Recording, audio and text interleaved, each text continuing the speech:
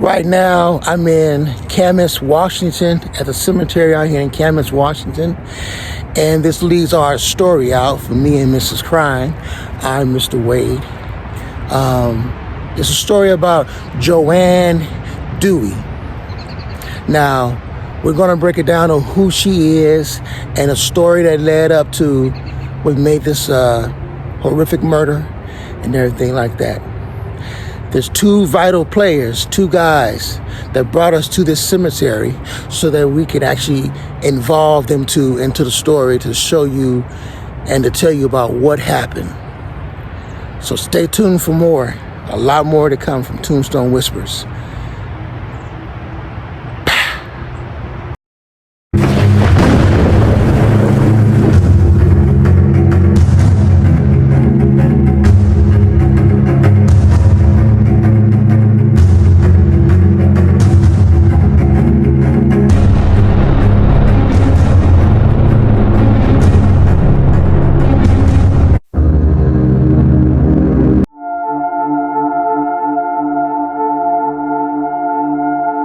Utah E.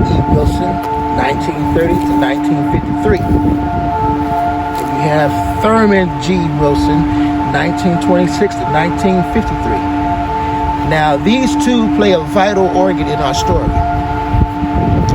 Mr. Utah and Mr. Thurman. They're both vital players in our story. Mr. Wade here. We are now at Brush Prairie Cemetery out here in Washington, near Battleground, Washington. Now, what brings us out here is that there's a story, right? There's a story about an 18-year-old female that was pretty much revolving into a good life, nothing wrong. She was working out in Portland, Oregon. So she worked in Portland, Oregon, and then I think she pretty much stayed in Portland, Oregon with a group of individuals. I think she is a big story about her. Her name is Joann Dewey. This took place in the 1950s, okay?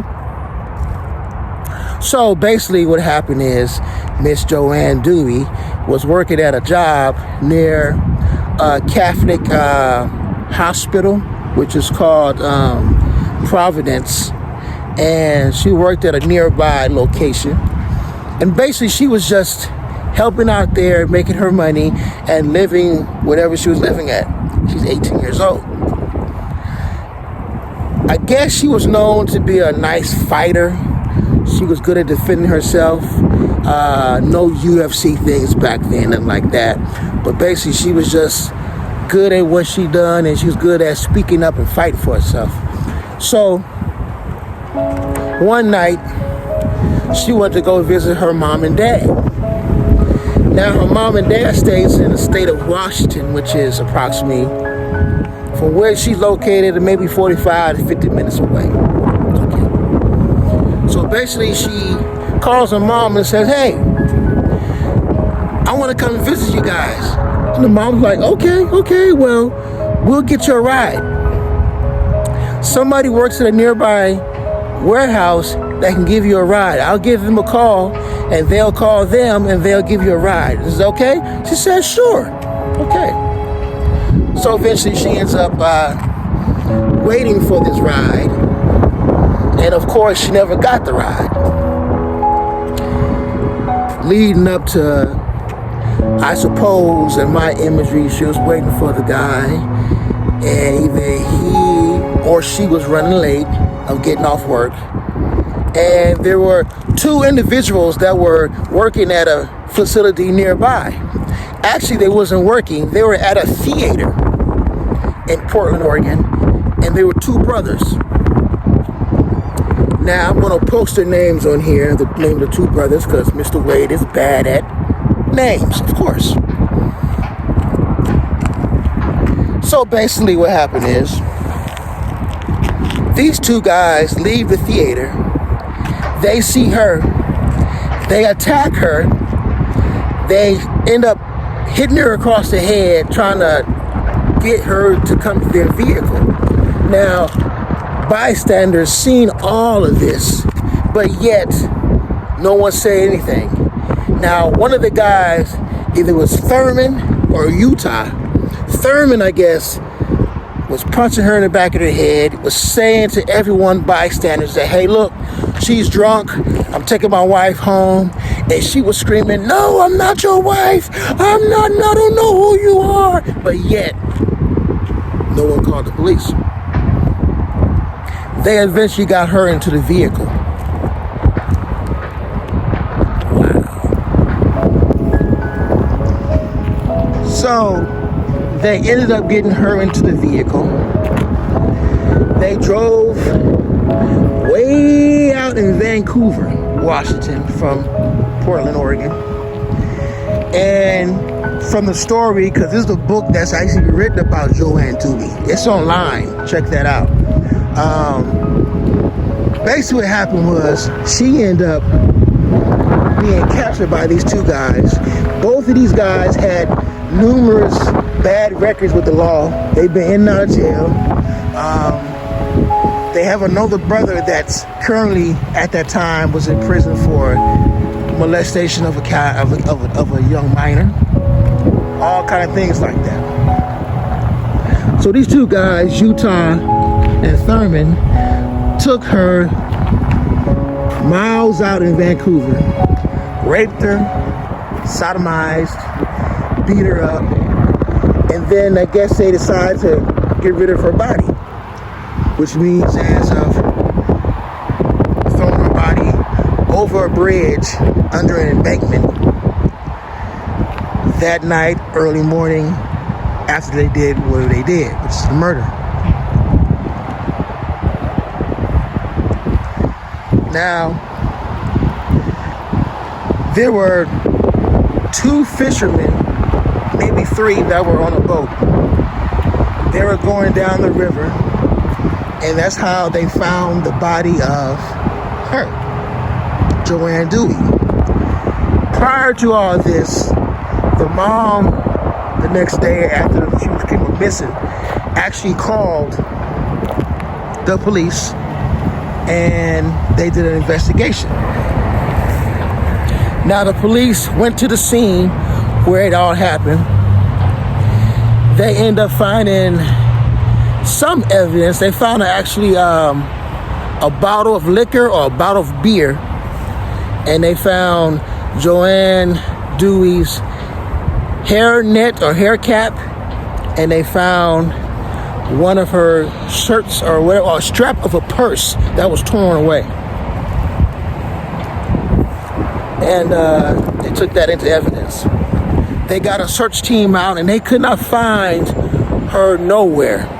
They searched for, I think it was a couple days, and like I said earlier, they ended up finding her body by 2 or 3 fishermen in the boat that saw her body lodged off between some rocks, fully unclothed. And of course there was markings on her head from the fall of them pushing her off the high bridge or whatever they were at when they pushed her off.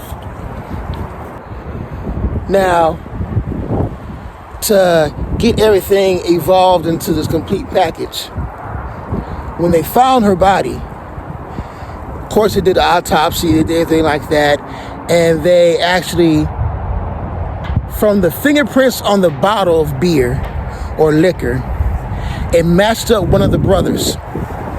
That's how the investigation started with these two guys, and eventually they end up looking for him. Now, during their investigations, they end up calling a brother of theirs that stayed in Camas, Washington with his wife. Now, he was one of the brothers that never had no interference with the law, you know, did everything straight, not deviating as the brothers did and the family and such. The brother's mom, she actually got caught up with the police because one of the brothers, I guess, was wanted not these two here, but another one was wanted, and they ran to the mom's house, and she got caught up in what they called harboring a fugitive. So she let her other son stay with her, and she got caught up with a harboring a fugitive law. Wow. So basically, what happened is the cops were looking for these two brothers. They could not find these two brothers because the brothers left town. Now, they contacted one of the brothers that was a good brother that told the police that, hey, I spoke with them the other night, and they said they were going to go visit our father up in Southern Oregon. So they took that story, left, and I guess at some point they end up stating that they need to talk to the brother again. So they talked to the brother again, and the brother says, yeah, they contacted me. They're now in Sacramento, California. They asked me, have I been questioned by you guys, the police? And they wanted to know, did I say anything? So being the police, they contacted, become a federal thing, they contacted the police out in Sacramento. They end up finding the vehicle, which I'll post the type of vehicle that they had, that they got rid of, that they ended up getting found with another vehicle they took out in California, Sacramento. Well, the police found them coming out of a place or whatever, you know, or some other feature they were hiding out at, or just freaking, hey, we're not being searched out here in California. We're way off from Oregon State and Washington State, so they're not going to find us out here. But they end up finding them. They end up taking them into custody.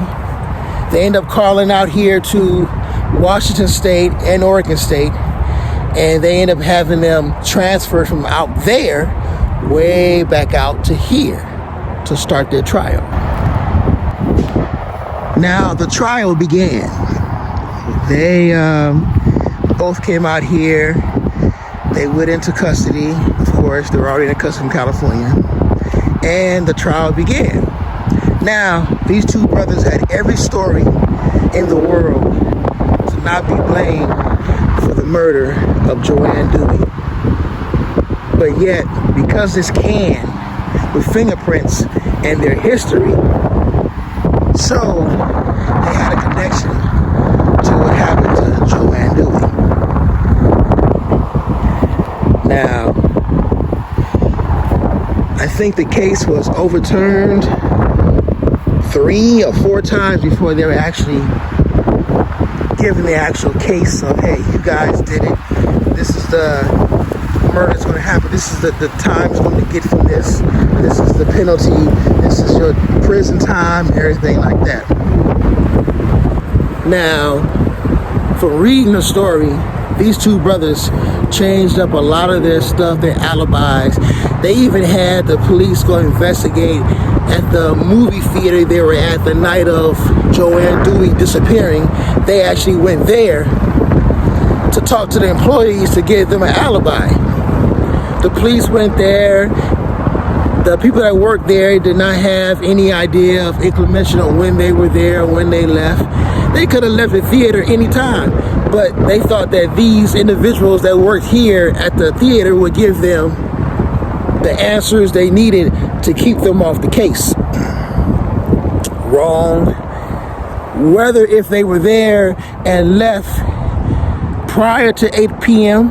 when the abduction happened, or prior after 8 p.m., then hey, you still can't prove it. You did not do it.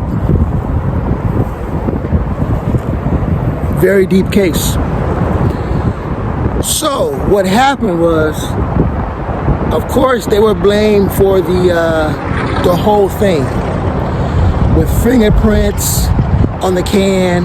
that put them at the scene. How you going to say you did not do this if the can or bottle of beer or liquor had your fingerprints on it and showed you guys were present because we found her purse strap and a hat that she wore on that night of? There's no way backing out of that at all. You did it. Wow. As we see Mrs. Crime here. She's right here. Mrs. Crime is always taking them photos.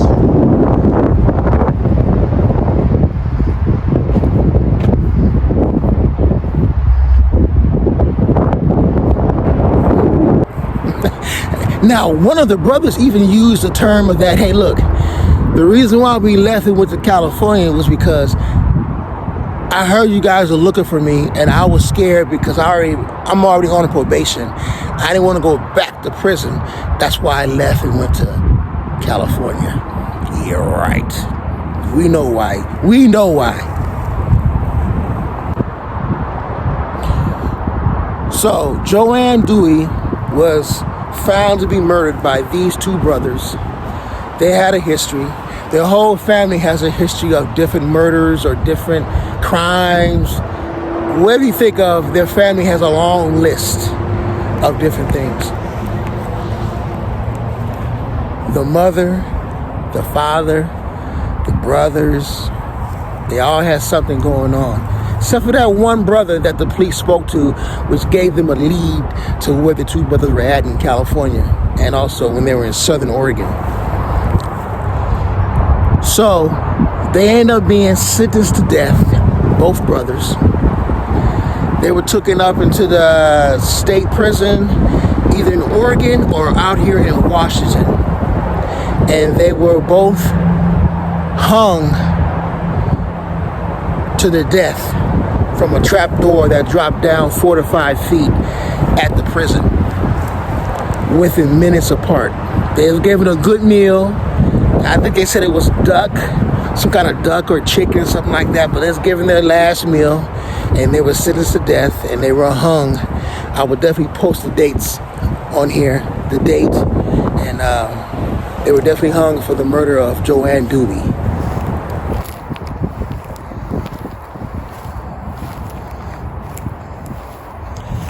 So this is the grave of Joann Dewey. In loving memory of Joann Dewey, 1931 to 1950, from her friends. This is Joann Dewey.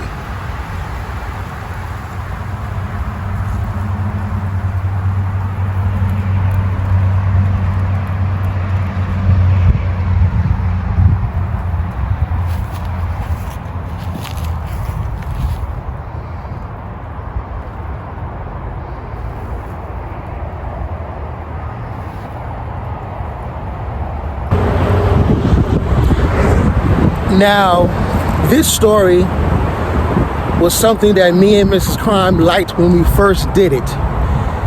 And we presented it to you guys, but we felt we wasn't more in depth as we should have been.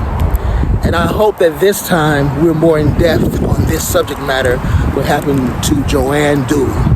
Now, the story is something it's well known. In fact, what brought this video up here was that I spoke with someone the other day that was talking about her story. And I'm like, wow, me and Mrs. Crime done that story. I need to go ahead and redo this story and bring it back to you guys so you can see a more in depth of what happened, because me and Mrs. Crime were new back then to the YouTube field, YouTube world.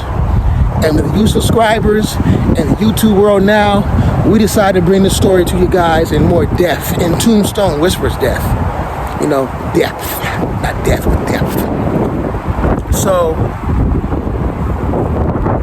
there's a book written about her, Joann Dewey, and from what I'm hearing from this person that told us about what happened to her, bystander out here in the town of Oregon, that wow, she's greatly missed, as all loved ones are missed out here in Brush Prairie and other cemeteries that we have visited. Hope you guys enjoy this. Stay tuned. I hope you guys enjoyed our video presentation on Joann Dewey and the tragic thing that happened to her out there in Portland, Oregon. Thank you to all our subscribers out there. Many more Tombstone Whispers to come. Stay tuned for a lot more. I'm Mr. Wade and Mrs. Crime. Stay tuned for a lot more.